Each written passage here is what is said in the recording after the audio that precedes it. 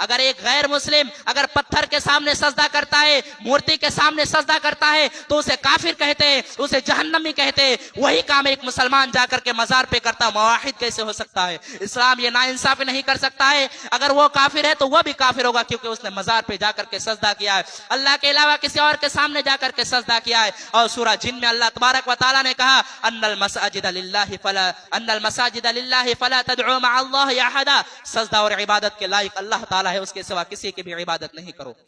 تو یہ پہلا حق اللہ نے اپنا بیان کیا کہ شرک نہیں کرنا ہے۔ وَعْبُدُ اللَّهَ، اللہ کی عبادت کرو، وَلَا تُشْرِكُوا بِهِ شَيْئًا، اس کے ساتھ کسی کو شریک نہ کرو۔ یہ پیشانی جھکے تو اللہ کے سامنے جھکے، یہ ہاتھ اگر اٹھے تو اللہ کے سامنے اٹھے، اگر یہ زبان پر کوئی کلمہ اگر ظاہر ہو تو رب کا نام ظاہر ہو، اس کے علاوہ یا خواجہ غریب نواز یا مشکل کشا یہ کچھ زبان میں نہیں آنا چاہیے۔ سب سے پہلا حق اللہ نے اپنا بیان کیا کہ شرک نہ کرو۔ اور دوسرا حق اللہ نے کیا کہا؟ وَبِالْوَالِدَيْنِ إِحْسَانًا، اور اپنے ماں باپ کے ساتھ اچھا سلوک کرو۔ کتنے اولاد ایسے ہیں، ماں بوڑھی ہو گئی یا باپ بوڑھا ہو گیا ہے، باپ کو دواؤں کی ضرورت ہے، ماں کو چھوٹی چھوٹی چیزوں کی ضرورت ہے، جوان بیٹا گھر میں سو کر کے اسے ماں باپ کی کوئی فکر ہی نہیں ہے۔ ماں باپ کے سامنے جا کر کے اس طرح بات کرتے ہیں، ایسا نہیں لگتا ہے کہ ماں باپ نے اسے جنم دیا ہے، ماں باپ نے اس کی پرورش کی ہے، ایسا بالکل نہیں لگتا ہے۔ آج کتنے ایسے واقعات دیکھنے کو ملتے ہیں۔ ہاں یہ ہو سکتا ہے کہ ماں باپ کبھی غلط ہو، میں نے کتنے ایسے بیٹوں کے آنکھوں میں بھی آنسو دیکھا، اس کے ماں باپ نے اپنے بچے کو خون کے آنسو رلائے ہیں۔ ماں باپ غلط ہو سکتے ہیں، لیکن ماں باپ غلط ہو تب بھی ان کے ساتھ آپ کو حقوق العباد کسے کہتے ہیں؟ حقوق العباد کے معنی کیا ہے؟ حقوق کے معنی ہوتا ہے حق، ادھیکار، اور عباد مانے بندے۔ حقوق العباد بندے کا حق۔ اگر ہم اسلام کے اوپر اگر نظر دوڑاتے ہیں تو یہ پورا اسلام دو ہی چیزوں پر قائم ہے، ایک ہے حقوق اللہ اور ایک ہے حقوق العباد۔ دو ہی چیزوں پر اسلام قائم ہے۔ آپ نماز پڑھتے ہیں، آپ روزہ رکھتے ہیں، آپ زکوٰۃ دیتے ہیں، حج کرتے ہیں، یہ سب حقوق اللہ میں سے ہے۔ لیکن آپ کا اپنے باپ کے ساتھ کیسا سلوک ہے؟ ایک باپ ہونے کے ناطے آپ اپنے اولاد کے ساتھ کس طرح سلوک کرتے ہیں؟ آپ کا اپنے رشتہ داروں کے ساتھ کس طرح سلوک ہے؟ آپ اپنے پڑوسی کے ساتھ کس طرح سلوک کرتے ہیں؟ یہ تمام چیزیں حقوق العباد میں شامل ہے۔ قرآن کریم کو جب ہم غور سے پڑھتے ہیں تو قرآن کریم میں ہمیں حقوق اللہ پر بھی ابھارا گیا ہے اور حقوق العباد پر بھی ابھارا گیا ہے۔ قرآن اگر ہمیں نماز پڑھنے کا حکم دیتا ہے، زکوٰۃ دینے کا حکم دیتا ہے، روزہ رکھنے کا حکم دیتا ہے، تو قرآن یہ بھی کہتا ہے اپنے اولادوں کے ساتھ انصاف کرو۔ قرآن یہ بھی کہتا ہے کہ والدین کے ساتھ اچھا سلوک کرو۔ قرآن یہ بھی کہتا ہے کہ اپنے پڑوسیوں کے ساتھ اچھا سلوک کرو، اپنے رشتہ داروں کا حق ادا کرو۔ قرآن اس چیز کی بھی تعلیم دیتا ہے۔ میں نے آپ لوگوں کے سامنے خطبہ مسنونہ کے بعد سورہ نساء کی آیت نمبر 36 تلاوت کی ہے، اور اس آیت میں اللہ تبارک و تعالیٰ نے 10 حقوق بیان کیے ہیں، اور آپ کو جان کر کے حیرت ہوگی کہ 10 حقوق میں صرف اللہ تبارک و تعالیٰ نے ایک حق اپنا بیان کیا ہے اور 9 حق بندوں کا بیان کیا ہے۔ وَاعْبُدُوا اللَّهَ، اللہ کی عبادت کرو، وَلَا تُشْرِكُوا بِهِ شَيْئًا، اس کے ساتھ کسی کو شریک نہ کرو۔ وَبِالْوَالِدَيْنِ إِحْسَانًا، اور اپنے ماں باپ کے ساتھ حسن و سلوک کرو۔ وَبِذِي الْقُرْبَىٰ، اور اپنے رشتہ داروں کے ساتھ اچھا سلوک کرو۔ وَالْمَسَاكِينِ، اور مسکینوں کے ساتھ اچھا سلوک کرو۔ وَالْيَتَامَىٰ، اور یتیموں کے ساتھ اچھا سلوک کرو۔ وَالْمَسَاكِينَ، اور مسکینوں کے ساتھ اچھا سلوک کرو۔ وَالْجَارِ ذِي الْقُرْبَىٰ، اس پڑوسی کے ساتھ اچھا سلوک کرو جو تمہارا قریب کا پڑوسی ہے۔ وَالْجَارِ الْجُنُبِ، اور اس پڑوسی کے ساتھ بھی اچھا سلوک کرو جو تمہارا دور کا پڑوسی ہے۔ والجار ذی القربى والجار الجنبی والصاحب بالجنب، اور اپنے ہم سفر کے ساتھی کے ساتھ بھی تم اچھا سلوک کرو۔ والجار ذی القربى والجار الجنب والصاحب بالجنب وابن السبیل، اور مسافروں کے ساتھ بھی تم اچھا سلوک کرو۔ وما ملکت ایمانکم، اور اپنے غلاموں کے ساتھ، اپنے لونڈیوں کے ساتھ تم اچھا سلوک کرو۔ ان اللہ لا يحب من كان مختالا فخورا، اللہ تبارک و تعالی کسی غرور کرنے والے کو، کسی گھمنڈ کرنے والے کو، کسی اہنکار کرنے والے کو پسند نہیں کرتا ہے۔ 10 باتیں اللہ نے بیان کی۔ 10 बातों में 9 बातों का ताल्लुक हुकूकुल इबाद में से और एक बात का ताल्लुक हुकूकुल्लाह में से। इससे आप अंदाजा लगा सकते हैं कि इस्लाम में हुकूकुल इबाद की कितनी अहमियत है।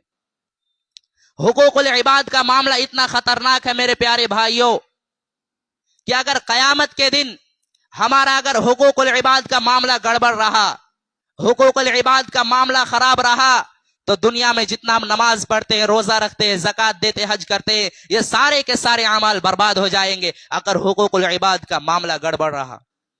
इसलिए हुकूकुल इबाद का मामला सही करना बहुत जरूरी है। अल्लाह के नबी सल्लल्लाहु अलैहि वसल्लम हुकूकुल इबाद के ये तमाम नेकियां बर्बाद हो जाएंगे, इसके बारे में एक हदीस नबी सल्लल्लाहु अलैहि वसल्लम बयान करते हैं। मेरे प्यारे भाइयों, आपको अगर अल्लाह तबारक व तआला तौफीक दे या आप हज करके अगर आए होंगे तो आप सऊदी अरब की सरजमीन पर देखे होंगे, वहां इंडिया का रुपया नहीं चलता, वहां रियाल चलता है।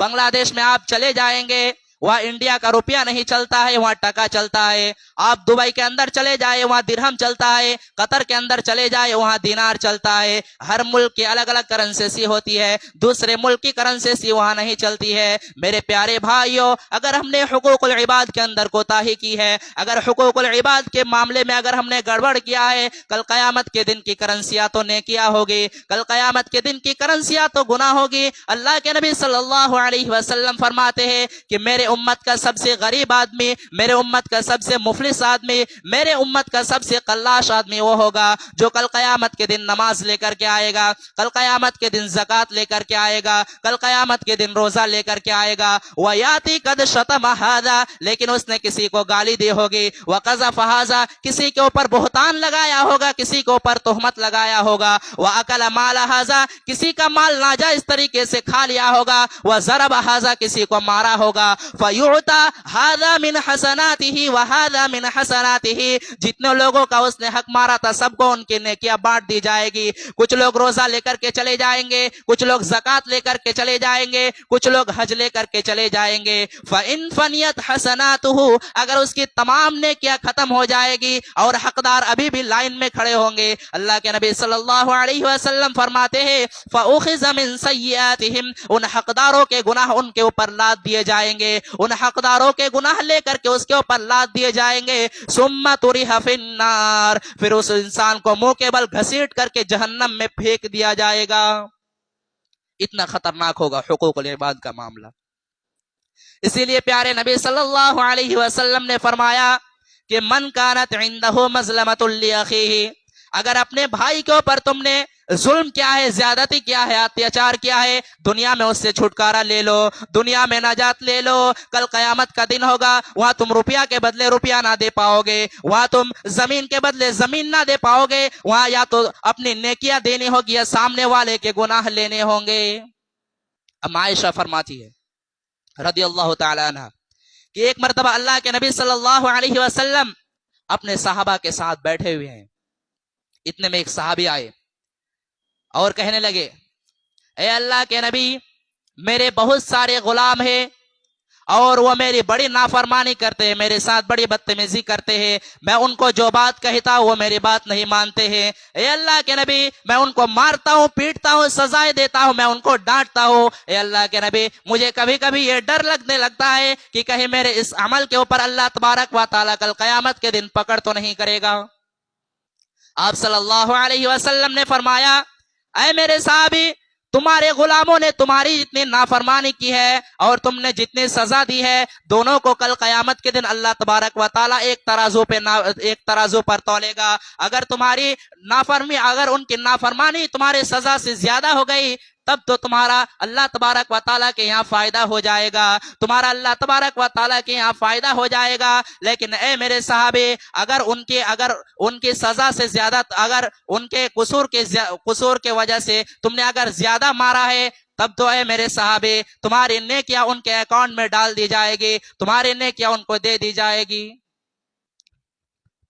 साहबी اتنا سننے کے بعد ایک کونے میں چلے جاتے اور بیٹھ کر کے رونے لگتے ہیں، اے اللہ کے نبی یہ تو میں نے بڑے گھاٹے کا سودا کر دیا ہے، نہ جانے میری کتنی نیکیاں برباد ہو جائے گی، نہ جانے کتنی میری نیکیاں تباہ ہو جائے گی، اے اللہ کے نبی یہ تو میں نے بڑے گھاٹے کا سودا کر دیا ہے، یہ تو میں نے بہت غلط کام کر دیا ہے۔ پیارے نبی صلی اللہ علیہ وسلم نے فرمایا، اے میرے صحابی کیا تو نے قرآن کی آیت نہیں پڑھی ہے؟ اللہ نے قرآن کے 18ویں پارے میں کہا وَنَزَعُ الْمَوَازِينَ الْقِسْطَ لِيَوْمِ الْقِيَامَةِ وَنَزَعُ الْمَوَازِينَ الْقِسْطَ لِيَوْمِ الْقِيَامَةِ کل قیامت کے دن اللہ تبارک و تعالی انصاف کا ترازو رکھے گا، کل قیامت کے دن اللہ تبارک و تعالی انصاف کا ترازو رکھے گا، فَلَا تَظْلَمُ نَفْسٌ شَيْئًا اس وہ ترازو ایسا ہوگا وہ کسی کے ساتھ ناانصافی نہیں کرے گا، وہ کسی کے ساتھ ظلم نہیں کرے گا۔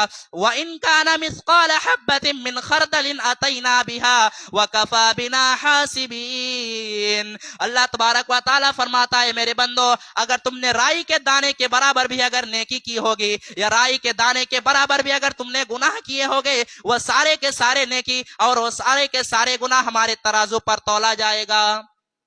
صحابی کہنے لگے اللہ کے نبی جب اللہ کے ترازو پر اتنا خطرناک معاملہ ہوگا یہ تو میرے برداشت سے باہر ہے، یہ تو میری کیپیسٹی سے باہر ہے، اے اللہ کے نبی میں اتنا بڑا رسک نہیں لے سکتا، اے اللہ کے نبی میں اتنا بڑا رسک نہیں لے سکتا، اے اللہ کے نبی انی اشہدک کأنہم کلہم احرار اے اللہ کے نبی میں آپ کو گواہ بنا کر کے کہتا ہوں کہ میں نے اپنے سارے غلاموں کو آزاد کر دیا، جو بھی میں نے ان کو سزا جو بھی انہوں نے غلطی کی تھی سب میں نے اسے معاف کر دیا، اور اے اللہ کے نبی میں آپ کو گواہ بنا کے کہتا ہوں اور تمام لوگوں کو گواہ بنا کے کہتا ہوں کہ میں نے سارے غلاموں کو آزاد کر دیا۔ یہ حقوق العباد۔ آج افسوس ہوتا ہے عدالتوں پہ چلے جاؤ، کچہریوں پہ چلے جاؤ، بھائی بھائی کے خلاف کیس لڑ رہا ہے، باپ بیٹے کے خلاف کیس لڑ رہا ہے، رشتہ دار کے خلاف کیس لڑ رہا ہے، پڑوسی کے خلاف کیس لڑ رہا ہے، سب سے زیادہ آپس میں لڑائی جھگڑے یہ مسلمان قوم کر رہی ہے، یہ شرم کی بات ہے اور چلو بھر پانی میں ڈوب مرنے کی بات ہے۔ ہمیں تو سب سے زیادہ حقوق العباد کے معاملے میں ساودھان رہنا چاہیے۔ میرے پیارے بھائیوں اللہ کے نبی صلی اللہ علیہ وسلم گارنٹی دیتے ہیں، آپ نے فرمایا انا زعیم ببیت فی ربض الجنہ میں اس شخص کو جنت میں مکان کی گارنٹی دیتا ہوں، میں اس شخص کو جنت میں پلاٹ کی گارنٹی دیتا ہوں۔ اور چمنی بازار کے لوگوں پورنیہ میں زمین خرید لیتے ہو تو اپنے آپ کو بہت خوش نصیب مانتے ہو، پورنیہ میں مکان بنا لیتے ہو تو اپنے آپ کو بہت خوش نصیب مانتے ہو کہ میں نے پورنیہ میں زمین خرید لی، میرے نبی تمہیں جنت میں پلاٹ دلا رہے، میرے نبی تمہیں جنت میں مکان دلا رہے، بس ایک کام کر لو انا زعیم ببیت فی ربض الجنہ میں اس شخص کو جنت میں مکان کی گارنٹی دیتا ہوں، لمن ترک المراء وان کان محقا جو حق پر رہنے کے باوجود جھگڑا چھوڑ دے، وہ انسان حق پر ہے وہ بالکل صحیح ہے تب بھی دوسرے بھائی سے جا کر کے کہتا ہے جو بھی ہوا چلو معاف کر لو، آپس میں معاملہ سلجھا لو، میں اسے جنت کی گارنٹی دیتا ہوں۔ یہ حقوق العباد کا معاملہ۔ آج تو ذرا سی بات پر بھائی بھائی سے تعلق توڑ لیتا ہے، باپ بیٹے میں رشتہ ختم ہو جاتا ہے، پڑوسی سے دشمنی شروع کر دیتی ہے، یہاں تک دشمنیاں ہو جاتی ہے، انسان مرنے لگتا ہے، اپنے بچے کو وصیت کر کے جاتا ہے خبردار تو میرے بھائی سے بات نہ کرنا، تو میرے باپ سے بات نہ کرنا، تو میرے بیٹے سے بات نہ کرنا، پڑوسی سے کوئی تعلق نہ رکھنا۔ یہ کون سا لفظ ہے؟ مرنے کے وقت بھی وصیت کر کے جاتا ہے، زندگی بھر دشمنی رکھنے کے بعد بھی مرنے کے وقت اپنے بچے کو وصیت کر کے جاتا ہے۔ میرے پیارے بھائیوں کیا آپ نے اللہ کے پیارے نبی کی یہ حدیث نہیں سنی ہے؟ آپ نے فرمایا لا يحل لمسلم ان يهجر اخاه فوق ثلاث کسی مسلمان کے لیے یہ جائز نہیں ہے، کسی بھی مسلمان کے لیے جائز نہیں ہے کہ اپنے مسلمان بھائی سے 3 دن سے زیادہ تعلق توڑ کر کے رکھے، کسی مسلمان کے لیے یہ جائز نہیں ہے۔ اسی لیے ہماری شریعت نے ہمیں سلام سکھایا ہے، جب بھی اپنے مسلمان بھائی سے ملا کرو سلام کیا کرو۔ میرے پیارے بھائیوں یہ سلام تو کوئی معمولی چیز نہیں ہے، دشمن بھی آپ کو ملے گا آپ کہیں گے السلام علیکم، آپ نے سلامتی کی دعا کر دی، ورحمت اللہ وبرکاتہ آپ نے رحمت کی دعا کر دی، آپ نے برکت کی دعا کر دی، آپ کا دشمن ہے آپ سے کوئی تعلق نہیں ہے لیکن آپ نے جب اس کے لیے سلامتی کی دعا کر دی، رحمت کی دعا کر دی، برکت کی دعا کر دی، سارے دل کی دشمنی مٹ گئی، جتنی دشمنیاں تھی ساری دشمنی ختم ہو گئی۔ اسی لیے اللہ کے نبی صلی اللہ علیہ وسلم جب مکہ سے مدینہ ہجرت کرتے ہیں اپنے صحابہ کو پہلی نصیحت کیا کرتے ہیں؟ میرے صحابے افسو السلام بینکم آپس میں سلام کو پھیلاؤ، آپس میں سلام کو عام کرو۔ تو سلام کیا کرو؟ یہ سلام بہت بڑی چیز ہے، یہ سلام بڑی بڑی دشمنیاں کو ختم کر دیتی ہے۔ تو سلام کو پھیلایا کیجیے اور آپس میں دشمنی نہ مت رکھیے. صحابہ کے درمیان بھی اختلافات ہوئے, صحابہ اکرام کے اندر بھی دشمنیاں ہوئی, لیکن صحابہ نے دل میں بغض نہیں رکھا. اما عائشہ رضی اللہ تعالی عنہ کے ایک بھانجے تھے, ان کے بہن کے بیٹے تھے جن کا نام عبداللہ بن زبیر تھا. عبداللہ بن زبیر کی خالہ تھی اما عائشہ. 1 میٹر پہ خالہ اور بھانجے میں اختلاف ہو گیا. عبداللہ بن زبیر نے کہا کہ میں اپنے خالہ کو فلاں کام کرنے سے روکوں گا. خالہ کے اندر یہ عادت تھی, اما عائشہ کے اندر یہ عادت تھی کہ وہ پیسے کو روکا نہیں کرتی تھی. وہ بہت زیادہ اللہ کے راستے میں دان و خیرات کیا کرتی تھی, بہت دانی عورت تھی. اما عائشہ نے کسی کو کوئی زمین دان دی تھی. عبداللہ بن زبیر نے کہا تھا کہ نہیں, میں اپنے خالہ کو یہ زمین دان کرنے نہیں دوں گا, میں اپنے خالہ کو یہ زمین دینے نہیں دوں گا. خالہ کو پتا چلا کہ میرے بھانجے نے میرے بارے میں ایسا کہا ہے کہ اللہ کی قسم میں اپنے خالہ کو روکوں گا. بخاری کے الفاظ ہے, اما عائشہ نے بڑے سخت الفاظ میں کہا کہ اللہ کی قسم میں عبداللہ بن زبیر سے بات نہیں کروں گی, میں ان سے رشتہ نہیں رکھوں گی. وہ لوگوں, انسان تو دونوں ہے, عبداللہ بن زبیر بھی انسان ہے, خالہ بھی انسان ہے, دونوں انسان ہے, دونوں نبی کا صحابی ہے, دونوں میں اختلاف ہو گیا. ہم اور آپ اگر ہوتے تو ہم اور آپ کیا کرتے؟ ہم سے اگر کسی کی دشمنی ہو جائے, ہم سے اگر کوئی تعلق توڑ لے, ہم سے کوئی بات چیت کرنا بند کر لے, ہم کہتے آپ ہم سے بات نہ کرے, آپ کے بغیر ہمارا کام تھوڑی رکا ہے. ہم اور آپ یہ کہتے ہیں, ہم سے کوئی بات چیت بند کر لے, ہم سے کوئی تعلق توڑ لیتے, ہم کہتے ہمیں اگر کوئی 1 جھاپڑ مارے تو ہم کہتے ہم اسے 10 جھاپڑ ماریں گے. ہمارا مزاج ایسا ہے. لیکن صحابہ اکرام ایسے نہیں تھے, صحابہ اکرام کے اندر یہ عادت نہیں تھی. خالہ ناراض ہو گئی, اور آپ جانتے ہیں کہ خالہ کا بہت اونچا مقام ہے. اگر آپ کی خالہ زندہ ہے, آپ کی موسی زندہ ہے, خالہ کی عزت کرو, خالہ کو ماں کے جیسا سمان دو. پیارے نبی کی حدیث سے آپ نے فرمایا, الخالۃ بمنزلۃ الام, خالہ ماں کے برابر درجہ رکھتی ہے. اگر آپ کی خالہ زندہ ہے, اسے ماں کے جیسا سمان دو, اس کی عزت کیا کرو. خالہ ناراض ہو گئی. عبداللہ بن زبیر پریشان, خالہ کو کس طرح مناؤں. عبداللہ بن زبیر کے دماغ میں ایک خیال آیا. عبداللہ بن زبیر جانتے تھے کہ اما عائشہ پیارے نبی صلی اللہ علیہ وسلم سے بہت زیادہ محبت کرتی تھی, اور نبی کے انتقال کے بعد اما عائشہ پیارے نبی صلی اللہ علیہ وسلم کے خاندان والوں سے بھی بہت زیادہ محبت کرتی تھی. تو عبداللہ بن زبیر نے 2 صحابی کو پکڑا. یہ 2 صحابی کون تھے؟ یہ اللہ کے نبی صلی اللہ علیہ وسلم کے نانیحال کے خاندان سے تعلق رکھتے تھے, یہ قبیلہ بنو زہرہ سے تعلق رکھتے تھے. 2 صحابی کو پکڑا, کہا دیکھو بھائی ایسا ایسا معاملہ ہے, میری خالہ مجھ سے ناراض ہے اور آپ کو میرے ساتھ چلنا ہے اور زیادہ کچھ نہیں کرنا ہے. میں جب اپنے خالہ کو منانے لگوں تو آپ کو بس تھوڑا میرا ساتھ دینا ہے.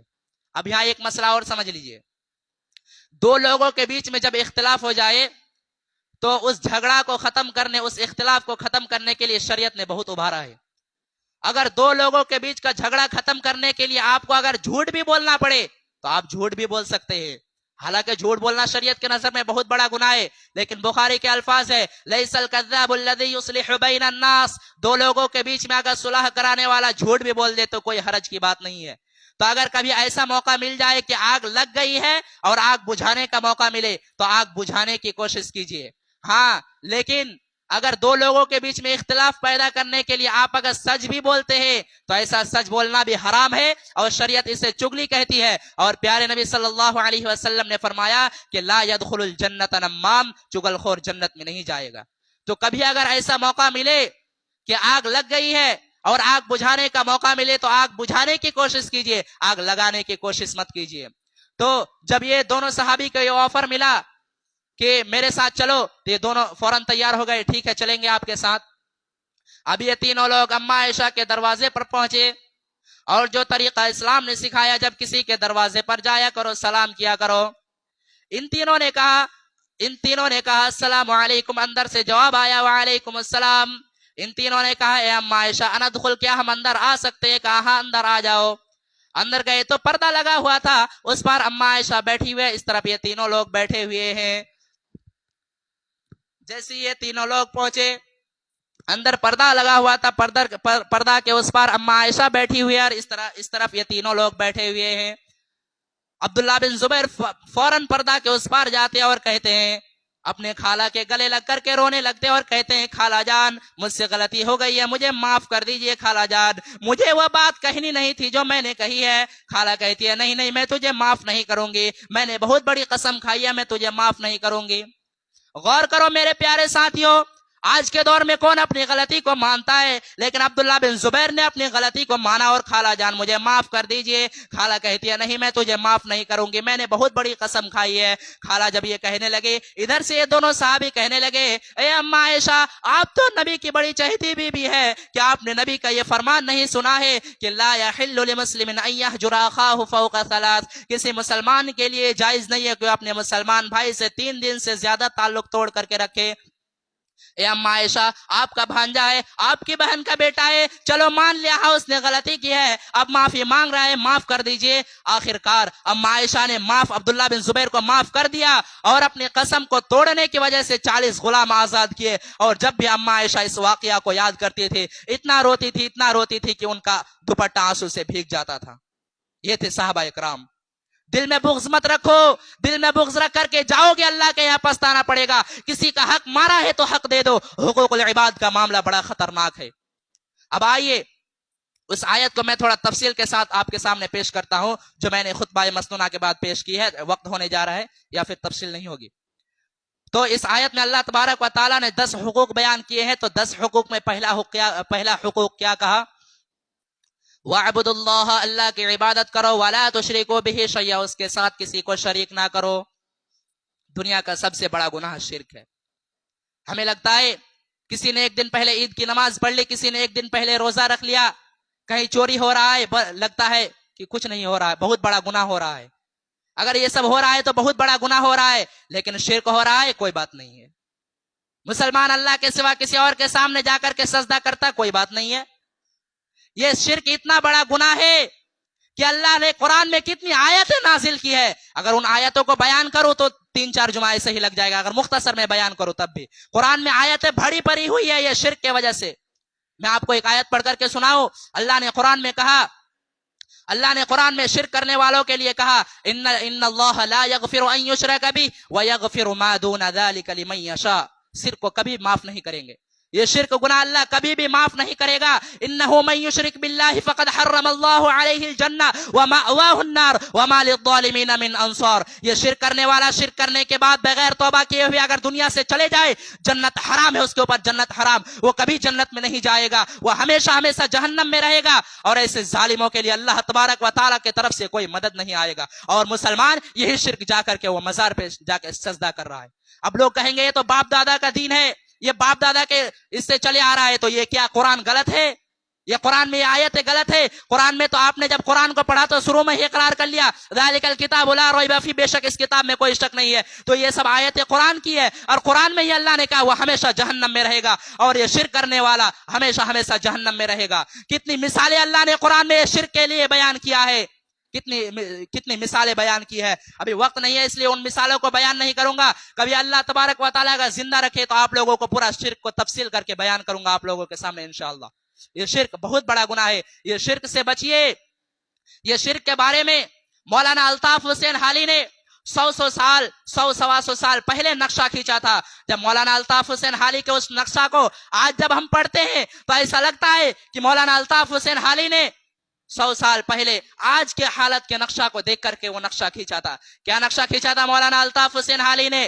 کرے غیر کر بت کی پوجا تو کافر, کواکب میں مانے کرشمہ تو کافر, جھکے آگ پر بہر سجدہ تو کافر, جو ٹھہرائے بیٹا خدا کا تو کافر, مگر مومنوں پر کشادہ ہے راہے, پرستش کرے شوق سے جس کی چاہے, نبی کو جو چاہے خدا کر دکھائے, اماموں کا رتبہ نبی سے بڑھائے, مزاروں پہ جا جا کے نظریں چڑھائے, شہیدوں سے جا جا کے مانگے دعائے, نہ توحید میں کچھ فرق اس سے آوے, نہ اسلام بگڑے نہ ایمان جاوے. 100 سال پہلے نقشہ کھینچا تھا. اور یہ نقشہ اگر ایک غیر مسلم اگر پتھر کے سامنے سجدہ کرتا ہے, مورتی کے سامنے سجدہ کرتا ہے تو اسے کافر کہتے ہیں, اسے جہنمی کہتے ہیں. وہی کام ایک مسلمان جا کر کے مزار پہ کرتا, موحد کیسے ہو سکتا ہے؟ اسلام یہ ناانصافی نہیں کر سکتا ہے. اگر وہ کافر ہے تو وہ بھی کافر ہوگا, کیونکہ اس نے مزار پہ جا کر کے سجدہ کیا ہے, اللہ کے علاوہ کسی اور کے سامنے جا کر کے سجدہ کیا ہے. اور سورہ جن میں اللہ تبارک و تعالیٰ نے کہا ان المساجد للہ فلا تدعوا مع اللہ احدا, سجدہ اور عبادت کے لائق اللہ تعالیٰ ہے, اس کے سوا کسی کی بھی عبادت نہیں کرو. تو یہ پہلا حق اللہ نے اپنا بیان کیا کہ شرک نہیں کرنا ہے. وَعْبُدُ اللَّهَ, اللہ کی عبادت کرو. وَلَا تُشْرِكُوا بِهِ شَيْئًا, اس کے ساتھ کسی کو شریک نہ کرو.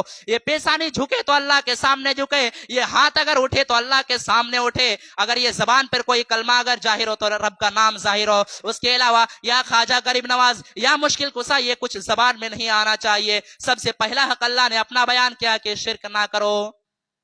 اور دوسرا حق اللہ نے کیا کہا, وَبِالْوَالِدَيْنِ إِحْسَانًا, اور اپنے ماں باپ کے ساتھ اچھا سلوک کرو. کتنے اولاد ایسے ہیں, ماں بوڑھی ہو گئی ہے, باپ بوڑھا ہو گیا ہے, باپ کو دواؤں کی ضرورت ہے, ماں کو چھوٹی چھوٹی چیزوں کی ضرورت ہے, جوان بیٹا گھر میں سو کر کے اسے ماں باپ کی کوئی فکر ہی نہیں ہے. ماں باپ کے سامنے جا کر کے اس طرح بات کرتے ہیں, ایسا نہیں لگتا ہے کہ ماں باپ نے اسے جنم دیا ہے, ماں باپ نے اس کی پرورش کی ہے, ایسا بالکل نہیں لگتا ہے. آج کتنے ایسے واقعات دیکھنے کو ملتے ہیں. ہاں یہ ہو سکتا ہے کہ ماں باپ کبھی غلط ہو. میں نے کتنے ایسے بیٹوں کے آنکھوں میں بھی آنسو دیکھا, اس کے ماں باپ نے اپنے بچے کو خون کے آنسو رلائے ہیں. ماں باپ غلط ہو سکتے ہیں, لیکن ماں باپ غلط ہو تب بھی ان کے ساتھ آپ کو اچھا سلوک کرنا ہے. ماں باپ وہ ہستیاں ہیں جنہیں ہمیں اور آپ کو جنم دیا ہے, ہمیں مرتے دم تک اپنے ماں باپ کے ساتھ اچھا سلوک کرتے رہنا ہے. اللہ کے پیارے نبی کے پاس ایک صحابی آتے ہیں, صحابی کا نام بشیر ہے.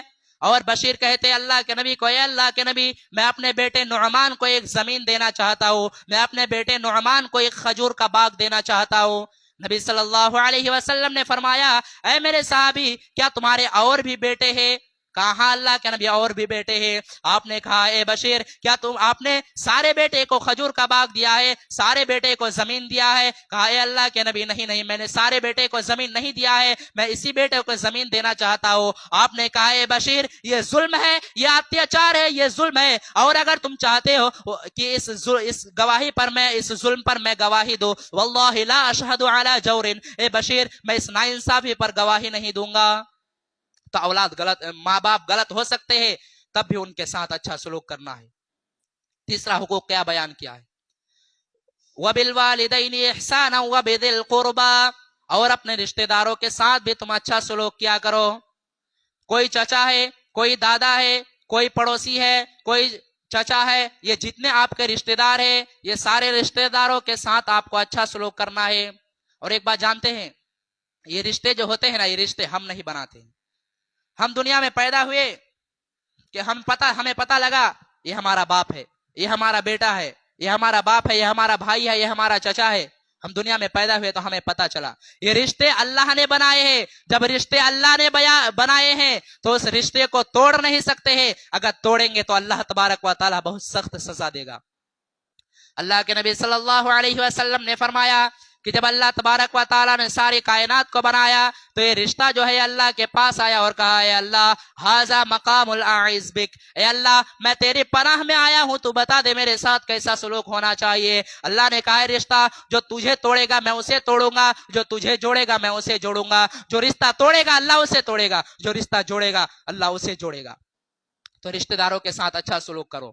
اب لوگ کہیں گے کہ رشتہ دار بھی تو ہمارے ساتھ بہت غلط کرتے ہیں, پڑوسی بھی تو ہمارے ساتھ بہت غلط کرتے ہیں. ایسے صورت میں کیا کرنا چاہیے؟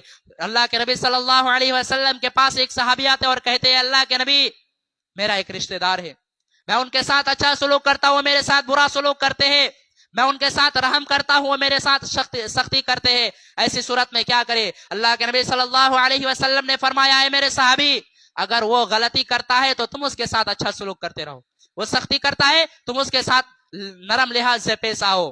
اگر تم اس طریقے پر عمل کرتے رہو گے تو اللہ تبارک و تعالیٰ کی طرف سے عبادت کرنے والا برابر تمہاری حفاظت کرتا رہے گا. جب تک تم اس طریقے پر عمل کرتے رہو گے اللہ تبارک و تعالیٰ کی طرف سے ایک فرشتہ ہمیشہ تمہاری حفاظت کرتا رہے گا. تو رشتہ داروں کے ساتھ اچھا سلوک کرو. اس کے بعد اللہ نے کیا کہا, والیتاما, اور یتیموں کے ساتھ اچھا سلوک کرو. جس کا باپ دنیا سے چلا گیا وہ بیچارہ یتیم ہو گیا, وہ بیچارہ بے سہارا ہو گیا، اس یتیم کا سہارا تم بن جاؤ، اس یتیم کی کفالت کرنے والے تم بن جاؤ۔ ہاں، یتیموں کے نام سے دبئی سے اور سعودیہ سے پیسہ آنے والا اگر کوئی حرام اور ناجائز طریقے سے کھا رہا ہے تو کان کھول کر کے سن لے، اللہ نے قرآن میں کہا ان الذین یأکلون اموال الیتامی ظلما انما یأکلون فی بطونہم نارا۔ جو لوگ یتیموں کا مال ناجائز طریقے سے کھا رہے، وہ یتیموں کا مال نہیں کھا رہے بلکہ اپنے پیٹ میں جہنم کی آگ بھر رہا ہے۔ یتیموں کا مال کھانے والے نہ بنو، یتیموں کا سہارا بنو۔ اگر یتیموں کا سہارا بن جائے، یتیم کے اگر کفالت کرنے والے بن جائیں گے، پیارے نبی صلی اللہ علیہ وسلم کہتے ہیں انا وکافل الیتیم کہاتین۔ آپ نے اپنی دونوں انگلیوں سے اشارہ کر کے فرمایا انا وکافل الیتیم کہاتین فی الجنہ، میں اور یتیم کی پرورش کرنے والا جنت میں اس طریقے سے رہوں گا جس طریقے سے دونوں انگلیاں آپس میں ملی ہوئی ہے، جڑی ہوئی ہے۔ تو یتیموں کا مدد کرنے والے بنو۔ والیتامی والمساکین، اور مسکینوں کے ساتھ بھی تم اچھا سلوک کرو۔ آپ کو اللہ نے بہت پیسہ دیا ہے، آپ مکان میں رہتے بہت اچھی بات ہے، آپ کی بہت زمین ہے اچھی بات ہے، آپ اچھا کھاتے اچھا پہنتے یہ الگ بات ہے، لیکن یتیموں کو، ان غریبوں کو